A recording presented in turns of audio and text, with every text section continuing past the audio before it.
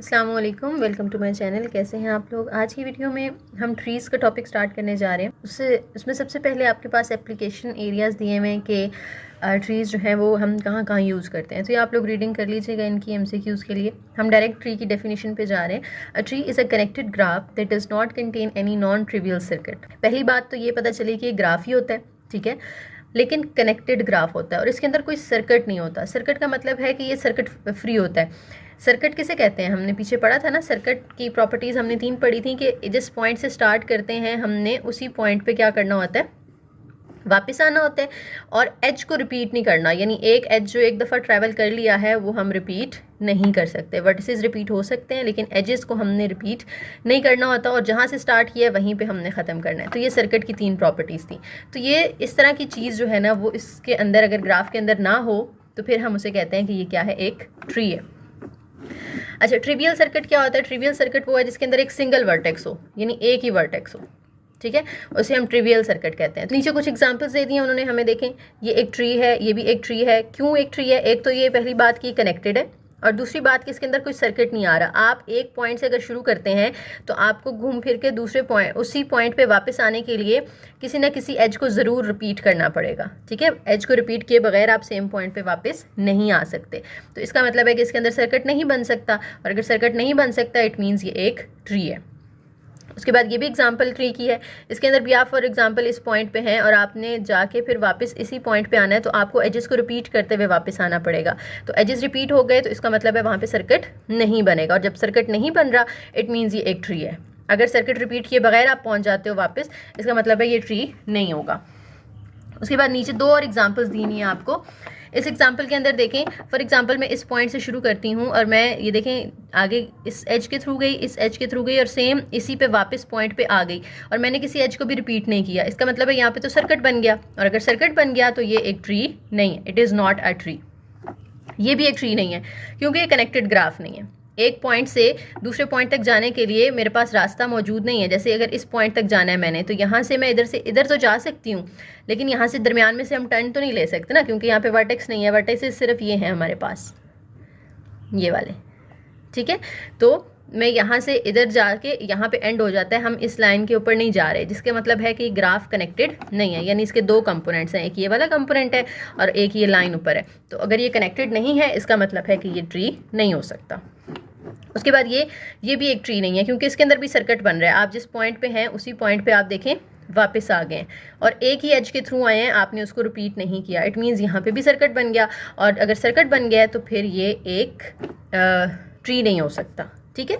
तो ट्री के लिए 2 ही प्रॉपर्टीज़ बस आपने माइंड में रखनी है, एक तो कनेक्टेडनेस हो, दूसरा वहाँ पे सर्किट ना बन रहा हो। कुछ डेफिनेशंस हैं उनको भी देख लेते हैं जल्दी से। ट्रिवियल ट्री क्या होता है? Graph that consist of a single vertex is called a trivial tree. यानी जिसमें एक ही वर्टेक्स होगा, लेट्स से V, इसके अलावा कोई और वर्टेक्स मौजूद नहीं है। तो इस ग्राफ को, इस यहाँ से जो ट्री बन रहा है, इस ट्री को हम फिर क्या कहते हैं, हम ट्रिवियल ट्री कहते हैं या इसको डीजेनरेट ट्री भी कह सकते हैं। एम्प्टी ट्री क्या होता है? जिसके अंदर कोई भी वर्टेक्स और एज नहीं होता, that does not have any vertices और एजेस, उसे हम एम्प्टी ट्री कहेंगे। बेसिकली वो तो बनेगा ही नहीं ना, वहाँ पे कोई वर्टेक्स ही नहीं है, कोई एज ही नहीं है, तो फिर हम ग्राफ कैसे बनाएंगे? ग्राफ नहीं बनेगा तो उससे ट्री भी नहीं बनेगा। फॉरेस्ट क्या होता है? A graph is called a forest if and only if it is circuit free. यानी ग्राफ के अंदर सर्किट ना बन रहा हो। बेसिकली ये है कि आपके पास एक ट्री है, ठीक है, एक और ट्री है, 2 ट्रीज़ या 2 से ज़्यादा ट्रीज़ भी हो सकते हैं, ठीक है। वो ट्रीज़ आप इकट्ठे बना दें और आप देखेंगे कि वो जो एक उनका कलेक्शन होगा ना, उसको हम कहते हैं कि वो फॉरेस्ट बना रहे हैं। फॉरेस्ट बेसिकली जंगल को कहते हैं ना, और जंगल में बहुत सारे दरख्त होते हैं, तो बहुत सारे ट्रीज़ जब इकट्ठे आ जाएंगे तो हम कहेंगे कि वो एक फॉरेस्ट बन गया। जैसे ये देखें, ये एक ट्री है, ये भी एक ट्री है, क्योंकि इसके अंदर भी कोई सर्किट नहीं बन रहा, इसके अंदर भी कोई सर्किट नहीं बन रहा और ये दोनों आपस में कनेक्टेड नहीं है। ये अलग ट्री है, ये अलग है, कनेक्टेडनेस मौजूद नहीं है। तो अब इनका जो एक वो कलेक्शन बन रही है, इसको हम कहेंगे ये एक फॉरेस्ट है। 2 भी हो सकते हैं, 2 से ज़्यादा भी हो सकते हैं। उसके बाद ट्री की कुछ प्रॉपर्टीज़ हैं, ये सिर्फ MCQs के लिए आपने याद रखनी है और इन्हीं को आगे हम शॉर्ट क्वेश्चंस में भी अप्लाई करेंगे। सबसे पहली प्रॉपर्टी है, a tree with n vertices has n-1 edges. बहुत इंपॉर्टेंट, जब भी आपके पास एक ट्री दिया जाता है तो आपने देखना है उसके अंदर वर्टिसेस कितने हैं। फॉर एग्जांपल उसके पास n वर्टिसेस हैं तो एजेस कितने होंगे? n-1। लेट्स से 4 वर्टिसेस का ट्री है तो उसके अंदर एजेस हमेशा 3 होंगे। अगर 6 वर्टिसेस का ट्री है तो उसके अंदर एजेस हमेशा 5 होंगे, यानी जितने वर्टिसेस हैं उसमें से एक कम कर दो, एक माइनस कर दो तो वो एजेस आ जाते हैं आपके पास। Any connected graph with n vertices and n-1 edges is tree, यानी कोई भी ग्राफ जिसमें अगर जितने वर्टिसेस हैं उससे एक कम एज है तो फिर आप कहते हो कि ये एक ट्री है। ट्री की ही ये प्रॉपर्टीज़ है ना दोनों, तो अगर ये दोनों प्रॉपर्टीज़ किसी ग्राफ में मौजूद हैं इसका मतलब है वो ट्री होगा। A tree has non trivial circuit, no non trivial circuit, but if one new edge is added to the graph then the resulting graph has exactly one non-trivial circuit, यानी पहले उसके अंदर कोई नॉन ट्रिवियल सर्किट नहीं है, लेकिन अगर आप उसमें एक वर्टेक्स या एक एज ड्रॉ कर रहे हो, एक एज जो है वो नया ड्रॉ कर देते हो, तो इसका मतलब है कि उसके अंदर आपने एक नॉन ट्रिवियल सर्किट ऐड कर दिया और वो exactly one non trivial circuit ही ऐड होगा क्योंकि एज भी एक ही ऐड किया आपने। A tree is connected but if any edge is deleted from it then the resulting graph is not connected, यानी ट्री जो है वैसे तो कनेक्टेड होता है लेकिन उसके जो एजेस हैं ना, लेट्स से ये एजेस हैं, इनमें से एक एज आप जो है वो डिलीट कर देते हो, एक एज यहाँ से हटा देते हो, तो फिर वो ट्री कनेक्टेड नहीं रहता, डिसकनेक्ट हो जाता है। Any tree that has more than one vertex has at least 2 vertices of degree 1, यानी जिसमें 2 से ज़्यादा वर्टिसेस होंगे ना, लेट्स से हमारे पास एक ट्री है ये जिसके अंदर 3 वर्टिसेस हैं, तो अब ये एक एज हो गया, ये 2 एज हो गए। देखिए वर्टिसेस 3 हैं, एजेस कितने हैं 2, इसका मतलब है ये ट्री है क्योंकि जितने वर्टिसेस हैं उनसे एक कम एज मौजूद है यहाँ पे। और इसमें देखें इस वर्टेक्स की डिग्री क्या है 1 है क्योंकि एक ही एज निकल रहा है, इस वर्टेक्स की डिग्री भी क्या है 1 है, इस वर्टेक्स की डिग्री क्या है 2 क्योंकि 2 एजेस निकल रहे हैं। तो बात ये है यहाँ पे समझने वाली कि जब 2 या 2 से ज़्यादा वर्टिसेस हों आपके पास, उनमें से कम 2 वर्टिसेस ऐसे लाजमी होते हैं जिनकी डिग्री 1 होती है, ठीक है, ये भी ट्री की प्रॉपर्टी है। A graph is a tree if and only if there is a unique path between any 2 of its vertices, यानी एक वर्टेक्स से दूसरे वर्टेक्स तक जाने के लिए एक ही यूनिक रास्ता आपके पास मौजूद हो, ज़्यादा रास्ते वहाँ पे अवेलेबल ना हो। उसके बाद एक्सरसाइज है, आपको कह रहे हैं कि बताएं क्या ऐसा ट्री एग्जिस्ट कर सकता है जिसमें 12 वर्टिसेस हों और 15 एजेस हों। नहीं कर सकता, क्यों? क्योंकि हमने अभी ऊपर पढ़ा है कि अगर 12 वर्टिसेस होंगे तो 12 में से एक माइनस कर देना आपने तो एजेस आ जाते हैं, यानी अगर हमारे पास वर्टिसेस कितने हैं 12 है, so edges must be equal to 11 क्योंकि एजेस उससे एक कम होता है, लेकिन यहाँ पे तो 15 एजेस बोल दिया उन्होंने, इसका मतलब है कि यहाँ पे इस तरह का ट्री बनाना पॉसिबल नहीं है। सेकंड में कहते हैं क्या ऐसा ट्री पॉसिबल है जिसमें 5 वर्टिसेस हों और टोटल डिग्री 10 हो, यानी अगर वर्टिसेस कितने हैं 5 हैं, डिग्री कैसे निकालते हैं हम टोटल, हमने टोटल डिग्री पीछे पढ़ा हुआ है ना, टोटल डिग्री अगर हमने किसी भी ग्राफ की निकालनी है तो हम क्या करते हैं 2 को नंबर ऑफ एजेस के साथ मल्टीप्लाई कर देते हैं, ठीक है, 2 को किसके साथ मल्टीप्लाई कर देते हैं नंबर ऑफ एजेस के साथ, 2 इंटू नंबर ऑफ एजेस, लेकिन हमें नंबर ऑफ एजेस तो दिए नहीं उन्होंने, हमें तो नंबर ऑफ वर्टिसेस दिए हैं 5, तो एजेस कितने होंगे, ट्री अगर वो कह रहे हैं इसको तो 5 वर्टिसेस वाले ट्री के अंदर कितने एजेस होंगे 4 होंगे ना, क्योंकि हमने वर्टिसेस में से 1 माइनस कर देना होता है एजेस के लिए, तो 5 में से 1 माइनस कर दें 4, यानी 2 इंटू 4, तो 4 2 ज़ार 8 आ गया, यानी टोटल डिग्री 8 आनी चाहिए, लेकिन उन्होंने कहा है कि टोटल डिग्री 10 है, तो इस तरह का भी फिर ट्री बनाना पॉसिबल नहीं है। अगर 5 वर्टिसेस होंगे तो इसका मतलब है टोटल डिग्री वहाँ पे 8 होगी, 10 नहीं हो सकती। नेक्स्ट एग्जाम्पल है, कहते हैं find all non isomorphic trees with 4 vertices, 4 vertices के ना आपने नॉन आइसोमॉर्फिक ट्रीज बनाने हैं, नॉन आइसोमॉर्फिक यानी वो आइसोमॉर्फिज्म ना हो उनके दरमियान, तो हम 4 वर्टिसेस यहाँ पे बना लेते हैं, लेट्स से 1 2 3 4, ये एक हमारा ट्री बन गया क्योंकि देखें 4 वर्टिसेस हैं और 3 मैंने यहाँ पे एजेस बनाए हैं, तो ये एक ट्री हो गया। एक इस तरह का आप बना सकते हैं, देखिए 1 2 और ये 3, ये भी एक ट्री है, क्यों? क्योंकि इसमें वर्टिसेस 4 हैं और एजेस सिर्फ 3 है, 1 2 3।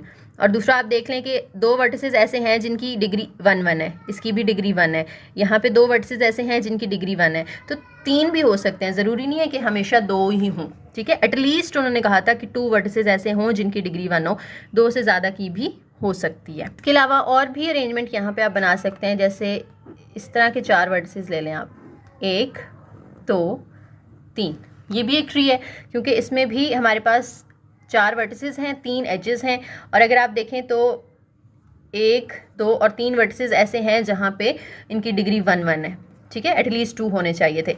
लेकिन क्या ये दोनों आइसोमॉर्फिक नहीं हो गए? कैसे आइसोमॉर्फिक है, जितने इसमें वर्टिसेस हैं उतने ही इसमें हैं, जितने एजेस इसमें हैं उतने ही इसमें हैं। लेकिन साथ ही साथ देखें कि अगर हम इनकी 1 to 1 करेस्पॉन्डेंस लेते हैं, यानी अगर हम इनकी लेट से पहले डिग्रीज देख लेते हैं, इसकी डिग्री क्या है 1 1 1 और इसकी डिग्री क्या है 3, 1 1 1 और 3। इसकी अगर आप डिग्रीज देखें तो ये भी 1 1 1 और इसकी देखें तो 3 है, तो इनकी डिग्रीज भी सेम हो गई। इसका मतलब है ये तो दोनों आइसोमॉर्फिक हो गए, लेकिन ये इनके आइसोमॉर्फिक नहीं है क्योंकि इसकी डिग्री है 1 2 2 1। ठीक है, तो ये एक डिफरेंट है, लेकिन ये दोनों आइसोमॉर्फिक हो गए हैं। फिर हम ये दोनों नहीं बना सकते, इनमें से हमें एक बनाना पड़ेगा, या आप ये वाला बना लें या आप ये वाला बना लें। ठीक है, तो इस तरह से आपने जब उन्होंने नॉन आइसोमॉर्फिक कहा होगा ना, तो पॉसिबिलिटीज़ बहुत सारी होंगी, लेकिन आपने ये नहीं कि बस बनाते जाएं, आपने देखना भी है कि वो आइसोमॉर्फिक तो नहीं हो रहे कहीं आपस में। अगर आइसोमॉर्फिक हो रहे हैं तो फिर आप वो दो नहीं बना सकते, उनमें से एक ही बनाना पड़ेगा आपको। ठीक है, इस तरह की और भी डिफरेंट बन सकते हैं यहाँ पे, लेकिन फिर वो इन दोनों के आइसोमॉर्फिक हो जाएगा, तो इसलिए हम मजीद नहीं बना रहे, बस 2 डिफरेंट बन गए थे, ये 2 ही काफ़ी हैं। नेक्स्ट एक्सरसाइज है find all non isomorphic trees with 5 vertices. 5 vertices के साथ आपने जो है वो कुछ ट्रीज बनाने हैं। अगर वर्टिसेस 5 हैं तो एजेस कितने होने चाहिए, 4 होने चाहिए ना ट्री के अंदर। तो देखें ये 5 वर्टिसेस मैंने बनाए, ये देखें एक एज, दूसरा एज, तीसरा एज और चौथा एज। एक तो ये हमारा ट्री बन गया। दूसरा हम इसी तरह से जैसे मैंने पीछे आपको बताया 4 बना के 5वां आप इधर ऊपर बना दें और इनको भी इस तरह से मिला दें, तो ये भी एक ट्री हो गया। ठीक है, अब ये लाइन मैंने यहाँ लगाई है, आप लोग यहाँ भी लगा सकते थे, लेकिन वो फिर इस तरह का आप ये नहीं कर देना कि आप इस तरह से इधर लगा के एक और बना दो, ये और ये फिर आइसोमॉर्फिक हो जाएंगे, इसलिए हम 2 नहीं बना रहे, हम इस तरह का सिर्फ एक ही बना रहे हैं। ठीक है, अब हमें कुछ डिफरेंट ट्राई करना पड़ेगा यहाँ पे। जैसे देखें ये 3 और फिर 2 ऊपर हम डॉट्स लगा के इनको आपस में इस तरह से कंबाइन करके यूँ। ठीक है, या फिर आप इसी डॉट, इन दोनों डॉट्स को यहाँ और यहाँ भी लगा सकते थे तो वो इधर बन जाता, लेकिन फिर वो आइसोमॉर्फिक हो रहा है, इसलिए इस टाइप का हमने सिर्फ एक ही बनाना है, एक से ज़्यादा नहीं। तो 3 ही यहाँ पे पॉसिबल थे। उसके बाद देखें जी, कहते हैं draw a graph with 6 vertices 5 edges that is not a tree. Graph बनाएं जिसमें 6 वर्टिसेस और 5 एजेस हों। देखने में तो लग रहा है कि वो ट्री बनेगा, हमने पीछे ये पढ़ा है ना, ट्री के अंदर जितने वर्टिसेस होते हैं उससे एक कम एजेस होते हैं, लेकिन साथ ही साथ हमें और भी तो प्रॉपर्टीज़ दी थी ना ट्री की कि वो कनेक्टेड हो और उसके अंदर सर्किट ना बन रहा हो। तो हम 6 वर्टिसेस और 5 एजेस वाले ऐसे ग्राफ बना लेते हैं जिसमें से एक हम कनेक्टेड नहीं बनाते, डिसकनेक्ट कर देते हैं, और एक हम ऐसा बना लेते हैं जिसमें हम सर्किट बना देंगे ताकि फिर वो ट्री ना हो। 1 2 3 4 5 देखें वर्टिसेस 6 थे तो मैंने एक इधर अंदर बना दिया, 5 बाहर बना के। अब देखें एजेस यहाँ पे 5 हमने बना लिए हैं, 6 वर्टिसेस 5 एजेस हैं, लेकिन ये ट्री नहीं है। क्यों? क्योंकि हमें एक एज से फॉर एग्जांपल इस एज पे आना है तो उसके लिए हमारे पास कोई रास्ता मौजूद नहीं है। इसका मतलब है ये कनेक्टेड नहीं है, डिसकनेक्टेड है, और अगर कनेक्टेडनेस नहीं होगी तो वो ट्री भी नहीं होगा। ठीक है, इस तरह से इसी ग्राफ को हम इस तरह से 2 हिस्सों में भी डिवाइड कर सकते हैं। लेट से हमने ये 5 बनाए हैं वर्टिसेस, ठीक है, 6 वर्टिसेस, सॉरी 1 2 3 4 5 और एक इधर 6 बना लेते हैं। 6 वर्टिसेस हैं हमारे पास, लेकिन हम क्या करते हैं, हम यहाँ से इनको आपस में जब ज्वाइन कर रहे हैं, ठीक है, इनको अलग से हम ज्वाइन कर देते हैं। क्या हमारे पास 5 हो गए हैं एजेस, 5 बनाने थे ना, 1 2 ये तो 4 हुए, 5वां हम फिर इसके साथ इस तरह से बना देते हैं। अब देखिए एक तो ये नज़र आ रहा है कि कनेक्टेड नहीं है, डिसकनेक्टेड है, और दूसरा यहाँ पे एक सर्किट भी बन गया, एक क्लोज सर्किट बन गया ना। इसका मतलब है कि इसके अंदर दोनों प्रॉपर्टी सेटिस्फाई नहीं हो रही ट्री की, कनेक्टेडनेस भी नहीं है और सर्किट भी मिल गया हमें, तो इसका मतलब है ये भी एक ट्री नहीं है, हालांकि इसके अंदर भी 6 वर्टिसेस और 5 एजेस मौजूद हैं। तो इसलिए आपने ट्री की सारी प्रॉपर्टीज़ को माइंड में रखना है। नेक्स्ट फिर कुछ डेफिनेशंस आ जाती हैं। Vertex of degree 1 in a tree is called a terminal vertex. ऐसे वर्टिसेस जिनकी डिग्री क्या होती है, 1 होती है। जैसे ऊपर हमने एक ट्री बनाया, इसमें देखें इस वर्टेक्स की डिग्री क्या है, 1 है, इस वर्टेक्स की डिग्री क्या है, 1, क्योंकि एक ही एज निकल रहा है इससे। ऐसे वर्टिसेस को हम क्या कहते हैं, टर्मिनल वर्टिसेस, या फिर उन्हें लीव्स भी कहते हैं। ठीक है, उसके अलावा ऐसे वर्टिसेस जिनकी डिग्री 1 से बड़ी हो उन्हें हम इंटरनल वर्टिसेस कहते हैं या ब्रांच वर्टिसेस कहते हैं। जैसे ये वाला वर्टेक्स देख लें, इसकी डिग्री क्या है, 1 2 3 4 है। ठीक है, तो इस वर्टेक्स को हम कहेंगे कि ये ब्रांच वर्टेक्स है या इंटरनल वर्टेक्स है, और जिन जिन की डिग्री 1 होगी उसको हम कहेंगे कि ये टर्मिनल वर्टेक्स है। ठीक है, अब नीचे एक एग्जांपल दिया उन्होंने हमें, ये वाली, इसको मैं थोड़ा सा ना बड़ा करके बना देती हूँ ताकि आपको क्लियर नज़र आए जी। ये ग्राफ बना हुआ है और इसमें हमारे पास वर्टेक्स जो है वो V1 V2 V3 V4 5 6 7 और 8 वर्टिसेस हैं, और एजेस कितने हैं देखें, 1 2 3 4 5 6 7 7 एजेस हैं, 8 वर्टिसेस हैं, कनेक्टेडनेस भी मौजूद है और कोई सर्किट भी यहाँ पे नहीं बन रहा। इसका मतलब है ये एक ट्री है। अब जब ये एक ट्री है तो इसमें से हमें ना बताना है टर्मिनल वर्टिसेस कौन कौन से हैं और इंटरनल वर्टिसेस कौन कौन से हैं।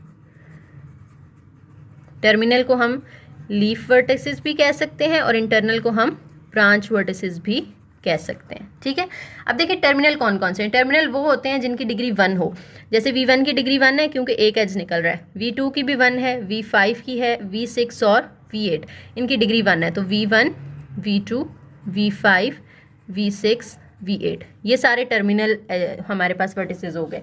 उसके बाद हमने इंटरनल वर्टिसेस बनाने हैं जिनकी डिग्री 1 से ज़्यादा है, जैसे V3 V4 और V7, V3 V4 और V7। ठीक है, तो टर्मिनल और इंटरनल भी आपको समझ आ गया होगा।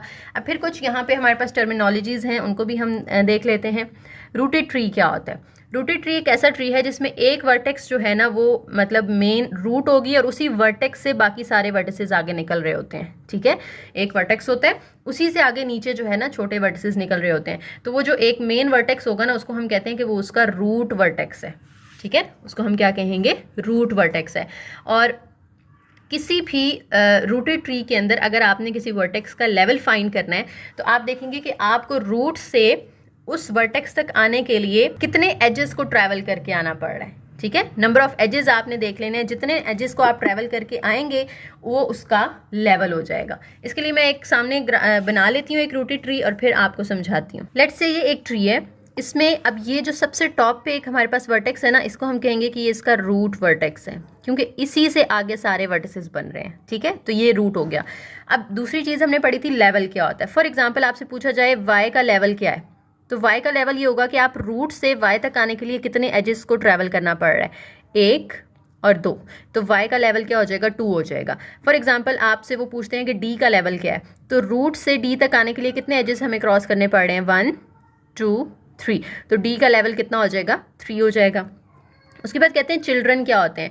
चिल्ड्रन जो है ना वो इंटरनल वर्टेक्स के अंदर जो उससे नीचे वाले होंगे ना, नीचे वाले जो वर्टिसेस होंगे वो उसके चाइल्ड वर्टिसेस होते हैं या चिल्ड्रन वर्टिसेस होते हैं। जैसे v के नीचे कौन कौन से आ रहे हैं? v के साथ अगले, v के साथ जो एडजेसेंट हैं w और लेट्स से इसको w1 और इसको w2 कह देती हूँ मैं, दोनों को मैंने w दे दिया है, एक W1 एक W2 है लेट्स से। तो अब ये दोनों जो है ना ये चाइल्ड वर्टिसेस हैं किसके? V के, या हम कह सकते हैं they are the children of V। इसी तरह से W1 के आगे जो है कौन से दो एडजेसेंट हैं? एक X है और एक Y है, तो X and Y are the children of W1 and Z A B are the children of W2। ठीक है, तो ये चाइल्ड होता है। और जैसे X और Y इसके चिल्ड्रन हैं तो ये इनका पेरेंट होगा। फिर इसी तरह से W2 is the parent of ZAB and V is the parent of W1 and W2। उसके बाद आता है सिबलिंग्स। सिबलिंग्स का मतलब है कि जो सेम लेवल पे चाइल्ड्स होंगे ना, जैसे W2 के जितने भी चाइल्ड्स हैं वो आपस में क्या है? सिबलिंग्स हैं। ZA और B आपस में सिबलिंग्स हैं। इसी तरह से X और Y आपस में क्या है? सिबलिंग्स हैं। अब X के आगे जो C और D हैं ये दोनों X के चाइल्ड हैं, X इनका पेरेंट होगा और C और D आपस में क्या होंगे? सिबलिंग्स होंगे। ठीक है, तो इस तरह से आपने इनको टर्मिनोलॉजीज़ को याद रखना है।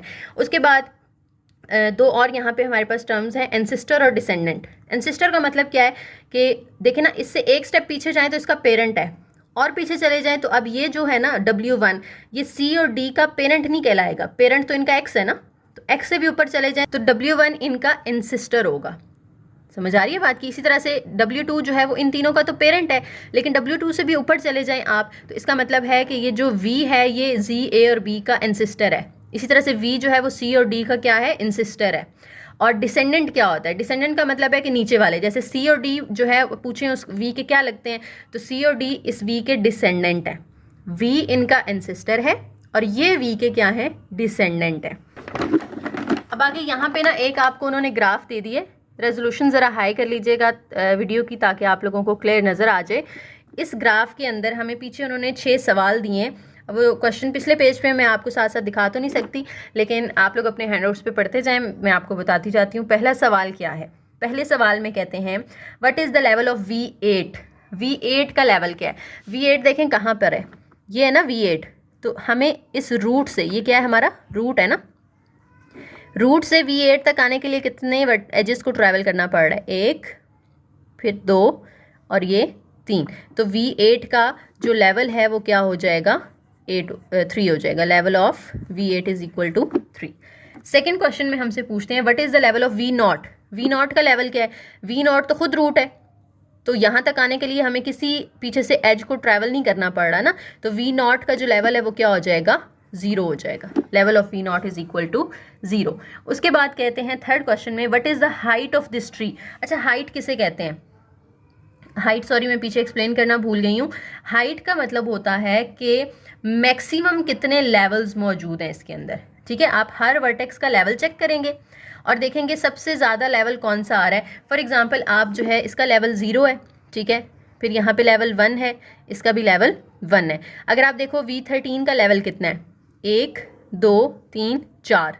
उसके बाद आप फॉर एग्जांपल V15 का लेवल देख लें, 1 2 3 4 है जिसको क्रॉस करके आना पड़ रहा है। अभी तक हमें 4 मैक्सिमम लेवल मिला है, लेकिन अगर आप V18 को देखो तो 1 2 3 4 5 एजेस को हमने ट्रैवल कर लिया। तो अभी हाईएस्ट लेवल 4 से भी हमें बड़ा मिल गया 5।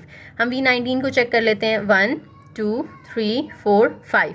इसके अलावा आप सबको चेक करके देख लीजिएगा, 5 से बड़ा लेवल किसी का भी नहीं होगा। ठीक है, तो इसका मतलब है द हाईएस्ट लेवल जो होता है वो उसकी वो क्या है, 5 है, तो इसकी हाइट भी 5 होगी। ठीक है, तो हाइट की डेफिनेशन क्या है, हाईएस्ट लेवल ऑफ द या maximum level of the tree is called height of the tree. तो इस ट्री की अगर आपसे हाइट पूछी जाए तो वो 5 है, क्योंकि 5 से बड़ा कोई लेवल हमें यहाँ पे नहीं नजर आ रहा। ठीक है, फोर्थ क्वेश्चन के अंदर कहते हैं what are the children of V10। V10 के चिल्ड्रन कौन है, V10 कहाँ पर है, V10 अगर आप देखें तो ये है V10। तो V10 के चिल्ड्रन कौन कौन से हैं, V10 से नीचे जो एडजेसेंट हैं, V14 V15 और V16। तो इन तीनों का नाम लिख देना है आपने। उसके बाद कहते हैं what are the siblings of V1। V1 के सिबलिंग्स कौन से हैं, V1 का पेरेंट कौन था, V0 था ना, तो V0 से कौन से 2 वर्टिसेस निकल रहे हैं, V1 भी निकल रहा है और V2 भी, तो दोनों सेम लेवल पर है। जिन दो का लेवल सेम होता है ना वो क्या होते हैं, सिबलिंग्स होते हैं आपस में। तो V1 और V2 दोनों क्या हैं, आपस में सिबलिंग्स हैं, क्योंकि इनका पेरेंट सेम है। ठीक है, लेवल भी सेम है और दोनों का पेरेंट भी क्या है, सेम है। V0 दोनों का पेरेंट है। उसके बाद what are the descendants of V12। Descendant का मतलब है V12 के बाद वाले। ठीक है, तो V12 के बाद जो है ये तो इसका चाइल्ड हुआ ना, चाइल्ड से भी नीचे आ जाएं तो फिर डिसेंडेंट्स आ जाते हैं, यानी V18 and V19 are the descendants of V12। तो V12 इनका क्या होगा, V17 तो इनका पेरेंट है, V12 इनका क्या होगा, वो इनका इंसिस्टर होगा। ठीक है, और ये दोनों उसके क्या है, डिसेंडेंट है। तो ये कुछ क्वेश्चंस थे जिनको हमने इन टर्मिनोलॉजीज की रोशनी में जवाब देना था। नेक्स्ट हमारे पास आ जाता है बाइनरी ट्री किसे कहते हैं। बाइनरी नाम से पता चल रहा है जिसके अंदर टू से रिलेटेड कुछ होगा, बाइनरी हम उसी को कहते हैं ना। तो बाइनरी ट्री एक ऐसा ट्री होता है जिसके अंदर हर इंटरनल वर्टेक्स के ज़्यादा से ज़्यादा 2 चाइल्ड हो, 2 से ज़्यादा चिल्ड्रन उसके ना हो, कम हो सकते हैं ज़्यादा ना हो। ठीक है, एक हो सकता है कोई मसला नहीं है, लेकिन 2 से ज़्यादा चाइल्ड किसी भी इंटरनल वर्टेक्स के मौजूद ना हो। और अगर एग्जैक्ट 2 हो जाते हैं, फॉर एग्जाम्पल आपके पास एक ट्री है, देखें ये हमारे पास एक ट्री है, अगर आप देखें V के कितने चाइल्ड्स हैं, 2 चाइल्ड्स हैं, W के कितने चाइल्ड्स हैं, 2 चाइल्ड्स हैं, Y के कितने चाइल्ड्स हैं, 2 हैं, Z के कितने हैं, 1 है, A के कितने हैं, 2 चाइल्ड्स हैं। ठीक है, B के कितने हैं, 1 चाइल्ड है, X के भी आप देखें 2 चाइल्ड्स हैं। तो 2 से ज़्यादा किसी के चाइल्ड्स हमें नज़र नहीं आ रहे, इसका मतलब है ये एक बाइनरी ट्री है। ठीक है, एक अगर आ गया बीच में एक चाइल्ड तो वो कोई मसला नहीं है, 2 से ज़्यादा ना हो, 2 से कम हो सकते हैं। अच्छा, अगर मैं सबके ही 2 कर दूँ, यानी इसके भी 2 हो जाएं। अब देखें जितने वर्टेक्स आप देखेंगे ना इंटरनल वर्टिसेस, W के भी 2 चाइल्ड्स हैं, Y के भी 2 चाइल्ड्स हैं, आगे Z के भी 2 चाइल्ड्स हैं, X के देखें 2 चाइल्ड्स हैं, A और B, A के भी 2 चाइल्ड्स हैं और B के भी 2 चाइल्ड्स हैं, तो सबके 2 चिल्ड्रन मौजूद हैं। तो ऐसे बाइनरी ट्री को हम कहते हैं फुल बाइनरी ट्री। ठीक है, ये क्या कहलाएगा, फुल बाइनरी ट्री, कि इसमें सबके 2 चिल्ड्रन मौजूद हैं। और ये जो नीचे चिल्ड्रन होते हैं ना, इनकी लोकेशन हम कैसे बताते हैं, इसको हम कहते हैं कि ये Y का लेफ्ट चाइल्ड है। ठीक है, और D को हम कहेंगे ये Y का राइट चाइल्ड है। इसी तरह से B के जो 2 चाइल्ड्स हैं, इसमें J वाला लेफ्ट चाइल्ड है और I वाला जो है इसका राइट चाइल्ड है। नेक्स्ट एक थ्योरम है हमारे पास, कहते हैं if K is a positive integer and T is a full binary tree. Full binary tree मतलब सबके 2 चिल्ड्रन होंगे, और उसके अंदर अगर k इंटरनल वर्टिसेस हैं तो k+1 उसके टर्मिनल वर्टिसेस होंगे और टोटल उसके अंदर 2k+1 वर्टिसेस होंगे। इंटरनल वर्टिसेस कौन से हैं? जो जिनके चाइल्ड्स हैं कोई ना कोई, यानी इसमें रूट वर्टेक्स के अलावा बाकी सारे अंदर वाले आ जाएंगे, सिर्फ टर्मिनल वाले नहीं आएंगे। ठीक है, इंटरनल वर्टिसेस कौन से होते हैं? जिसमें टर्मिनल नहीं आते। टर्मिनल कौन से थे? जिनकी डिग्री 1 है वो टर्मिनल है, और इंटरनल कौन से हैं? जिनकी डिग्री 1 से ज़्यादा है। तो अगर उसके अंदर k इंटरनल वर्टिसेस हैं तो टोटल वर्टिसेस कितने होंगे? टर्मिनल और इंटरनल सारे अगर मिला दें, उसको निकालने का फॉर्मूला भी हमें बता दिया है, और अगर हमने सिर्फ टर्मिनल निकालने हैं तो उसका फॉर्मूला भी हमें बता दिया। उसके बाद एक और हमें प्रॉपर्टी उन्होंने दे दी है कि अगर आपके पास एक बाइनरी ट्री है और उसकी हाइट आपको पता है, तो आप हम देखेंगे कि हमेशा उसके जो टर्मिनल वर्टिसेस है ना, they are always less than 2 power their height. For example उसकी हाइट जो है वो 2 है, ठीक है, यानी मैक्सिमम लेवल उसके अंदर 2 है, तो आप 2 पावर 2 लेंगे तो क्या आता है? 4 आता है। तो टर्मिनल वर्टिसेस हमेशा 4 से कम होंगे। 3 हो सकते हैं, 2 हो सकते हैं, 1 हो सकता है, 4 के इक्वल भी हो सकते हैं, लेकिन 4 से ज़्यादा नहीं हो सकते। ठीक है, यानी इसी को हम इस तरह से भी डिफाइन कर सकते हैं कि maximum number of terminal vertices किसी भी बाइनरी ट्री के निकालने हों तो वो किस तरह से निकालते हैं? 2 पावर एज के फॉर्मूले से। ठीक है, एज की जगह उसकी हम हाइट पुट कर देंगे तो वो मैक्सिमम टर्मिनल वर्टिसेस आ जाएंगे हमारे पास। नीचे आपको एग्जाम्पल दिया, कहते हैं कि इस तरह के ग्राफ एग्जिस्ट करते हैं या नहीं। फुल बाइनरी ट्री जिसमें 9 वर्टिसेस हों और 5 इंटरनल वर्टिसेस हों। अगर 9 वर्टिसेस हैं, ठीक है, यानी 9 उसके टोटल वर्टिसेस हैं, यानी 2k+1 जो है वो किसके इक्वल आ जाएगा? 9 के, क्योंकि टोटल वर्टिसेस का ये फॉर्मूला पढ़ा है ना हमने फुल बाइनरी ट्री के अंदर, 2k+1, तो वो टोटल वर्टिसेस उन्होंने हमें दे दिए हैं। तो अब k हम निकाल लेते हैं यहाँ से। पहले 1 जाके उधर माइनस होगा तो 8 रह जाएगा, 2 यहाँ मल्टीप्लाई हो रहा है, वहाँ जाके डिवाइड होगा, तो k की वैल्यू क्या आ गई? 4। k हमने किसे कहा था? इंटरनल वर्टिसेस को कहा था, और हमें उन्होंने इंटरनल वर्टिसेस कितने दिए हैं? 5 दिए हैं, लेकिन हमारे कितने आ रहे हैं? 4। तो इसका मतलब यहाँ पे कॉन्ट्रोडिक्शन आ गई, तो फिर हम इस तरह का ट्री नहीं बना सकते। ठीक है, इस तरह का ग्राफ नहीं बना सकते, सॉरी। सेकंड में कहते हैं एक बाइनरी ट्री बन सकता है ऐसा जिसकी हाइट 4 हो लेकिन टर्मिनल वर्टिसेस जो है वो 18 है। तो टर्मिनल वर्टिसेस मैंने अभी आपको बताया था ना कि अगर आप 2 पावर उसकी हाइट लें तो टर्मिनल वर्टिसेस उससे कम होने चाहिए। तो हाइट उन्होंने हमें इतनी दी हुई है, 4 दी हुई है, यानी आप 2 पावर एच का अगर फॉर्मूला लगाते हैं 2 पावर 4 तो कितना आ जाएगा? 16 आ जाएगा। यानी जो टर्मिनल वर्टिसेस हैं वो 16 या 16 से कम होने चाहिए, लेकिन उन्होंने हमें टर्मिनल वर्टिसेस तो 18 बता दिए हैं। तो ये यहाँ पे फिर कॉन्ट्रडिक्शन आ गई कि टर्मिनल वर्टिसेस 16 से ज़्यादा तो नहीं हो सकते थे ना यहाँ पे, लेकिन वहाँ पे ज़्यादा दिए हुए हैं। इसका मतलब है इस तरह का ग्राफ बनाना भी पॉसिबल नहीं है। उसके बाद कहते हैं draw full binary tree. Full binary tree यानी जिसमें हर इंटरनल वर्टिसेस के 2-2 चाइल्ड होंगे, और उसमें वर्टिसेस कितने दे दिए उन्होंने? हमें 7 दे दिए हैं। तो हमें यहाँ से पहले तो पता है कि एक हमने रूट बनाना होगा ना, ठीक है, लेट से उसको हम ए का नाम दे देते हैं और ये हमारा रूट वर्टेक्स होगा। उसके बाद हमें उन्होंने 7 वर्टिसेस दिए हैं, यानी 7 टोटल वर्टिसेस दिए हैं। तो टोटल वर्टिसेस हम कैसे निकालते हैं? 2k+1 करके, यानी इस पूरे की वैल्यू आपको 7 दे दी है, तो यहाँ से k की वैल्यू निकाल लें। पहले तो 1 जाके उधर माइनस होगा तो 6 रह जाएगा, फिर 2 उधर जाके डिवाइड होगा तो k की वैल्यू क्या आ गई? 3। k क्या था? Internal vertices.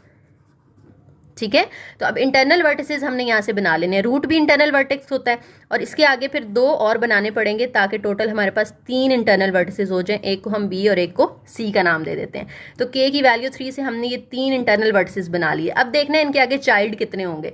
तो हमने ऊपर कहा था कि के इंटरनल वर्टिसेस हों तो k+1 टर्मिनल होते हैं, यानी k+1 का मतलब है 3+1, 4 टर्मिनल होंगे, यानी यहाँ से आपने 4 टर्मिनल्स बना लेने हैं। और दूसरी बात हमने ये कैसे डिसाइड करना है कि चारों बी के होंगे या 3 बी के, एक इसका होगा या दोनों के 2-2 होंगे। उन्होंने हम ऊपर बताया कि फुल बाइनरी ट्री है, इसका मतलब है 2 इसके होंगे और 2 इसके होंगे, इससे ज़्यादा नहीं हो सकते। ठीक है, तो ये हमने आगे 2 इसके चाइल्ड बना लिए, डी और ई, फिर इसके हम बना लेंगे एफ और जी। तो ये हमारा एक फुल बाइनरी ट्री बन गया जिसमें टोटल वर्टिसेस 7 है, इंटरनल वर्टिसेस 3 है और टर्मिनल वर्टिसेस हमारे कितने हैं? 4 है। एक और एग्जांपल है, कहते हैं कि एक बाइनरी ट्री बनाएं जिसकी हाइट 3 है और उसके अंदर 7 टर्मिनल वर्टिसेस हैं। पहले तो हम ये चेक करेंगे कि क्या ऐसा ट्री बनाना पॉसिबल भी है कि नहीं है। तो हाइट 3 है, तो यानी 2 पावर 3 हम लगा के देखें तो क्या आता है? 8 आता है ना, यानी टर्मिनल वर्टिसेस 8 या 8 से कम होने चाहिए। तो उन्होंने हमें 7 बताए हैं, तो 7 तो इससे कम है, यानी ऐसी पॉसिबिलिटी है इसको बनाने की। ठीक है, अच्छा, अब बनाने हमने 7 टर्मिनल वर्टिसेस हैं। टर्मिनल वर्टिसेस क्या थे? k+1 आपको 7 दिया है, तो k कितना आ जाएगा यहाँ से? 6 आ जाएगा। इसका मतलब है कि हमने इंटरनल वर्टिसेस कितने बनाने हैं, 6। के क्या होता है, इंटरनल। के प्लस 1 क्या होता है, टर्मिनल। टोटल वर्टिसेस कितने होंगे, टोटल कैसे निकालते हैं, 2k प्लस 1 करके। के की वैल्यू तो आपको पता है ना 6, यहाँ पे पुट करें 6 2 12, 12 प्लस 1 कितना हो जाएगा 13, यानी 13 टोटल है, जिसमें से 6 इंटरनल हैं और 7 जो हैं वो टर्मिनल हैं। तो कैसे बनाएंगे हम, एक तो हमारा रूट हो जाएगा, इसको हम a कह देते हैं, ठीक है। आगे हमने इधर बना लेना है b और c। देखिए हमने इंटरनल कितने बनाने हैं, 6 बनाने हैं ना, तो 3 मैंने बना लिए हैं, तो ये हमने 6 वर्टिसेस बना लिए, ठीक है। 1 2 3 4 5 6। आप इधर 1 और इधर 2 भी बना सकते थे, कोई मसला नहीं है, क्योंकि फुल बाइनरी नहीं है ना, तो हर किसी के 2 बनाना ज़रूरी नहीं है। ये बाइनरी है, बाइनरी का मतलब है 2 हों, उससे ज़्यादा ना हो, 1 भी हो सकता है। ये 6 हो गए हमारे। उसके बाद हमने टर्मिनल 7 बनाने हैं। ऊपर k प्लस 1 की वैल्यू हमारी 7 आई थी ना, टर्मिनल 7 बनाने हैं, तो 2 हम इसके बना देते हैं, 2 हम इसके बना देते हैं, 4 हो गए। 2 इसके बना दें और 1 हम फिर रह गया, तो 1 हम यहाँ से बना देंगे। इनमें से आगे 1 नहीं निकाल सकते हम, ठीक है, क्योंकि ये टर्मिनल हम बना रहे हैं ना, टर्मिनल से आगे तो कोई नहीं निकाला जा सकता। तो यहाँ पे फिर एक ये वर्टेक्स हमें फ्री नज़र आ रहा था, हमने एक यहाँ से निकाल दिया। तो अब ये हम इनको नाम देते हैं DEF दिया हुआ है हमने, GHIJK, ये L हो गया और ये M हो गया, ठीक है। तो ये हमारे देखें टर्मिनल वर्टिसेस। टर्मिनल कौन से होते हैं, जिनकी डिग्री 1 होती है। तो 1 डिग्री वाले 1 2 3 4, इसकी भी डिग्री 1 है, 5 6 7 हो गए, और इंटरनल हमारे पास 6 हैं। ये आपकी बुक में ज़रा और तरह का बना हुआ है, मुझे वो ठीक नहीं लग रहा, आप लोग भी ज़रा उसको देख लीजिएगा। तो मेरे ख्याल में तो इस तरह का ग्राफ बनेगा।